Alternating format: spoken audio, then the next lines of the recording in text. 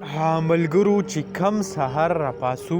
نو پښتنو داسې واقع کړې وي چې ډېره زیاته شرمناک او افسوسناکه او د غم نه چې کم دی هغه ډکه وي.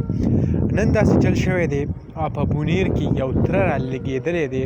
او خپل دوه کم ورېرونه چې دي هغه یې د یوې ونې په سر باندې وجلي دي. اوس د ونې دا څه معامله وه، آیا دې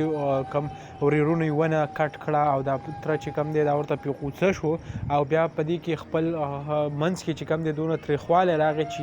قیصه دې ته ورسېده چې دا تره یې راولېږلی دو او دا کم خپل ورېرونه چې دي هغه دواړه یې مړه کړه او د دې دنیا نه چې کم دی هغه یې رخصت کړو. نو ډېر زیات سړی حیران شي چې آیا که مونږ د نورې دنیا ته وګورو هلته دا معمولي خبرې هغه څوک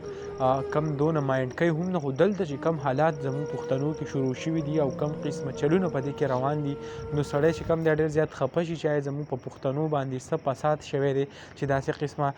ظلم او داسې قسمه زیاتې چې کم دی روان دي. لکه تاسو به خبر یئ د نن یو دوه درې ورځې مخکې کم د صوابۍ کوم واقع چې شو عادي نه علاوه نورې کوم واقع چې مخې ته راشي سړی پرې ډېر زیات خفه شي د افسوس اظهار وکړي ځکه په نور دنیا په نور صوبو کې دا چلونه نه کېږي لکه زموږ په صوبه او پښتنو ته چې کم هزار څه شوي دي او په کم حد روان دي نو ډېر زیات پرې د زړه نه خفه شو. نو دغه لنډه شان ویډیو و دغه معلوماتو تاسو سره هم شریک کول انشاءالله بله ویډیو کې ملاوو. الله حافظ.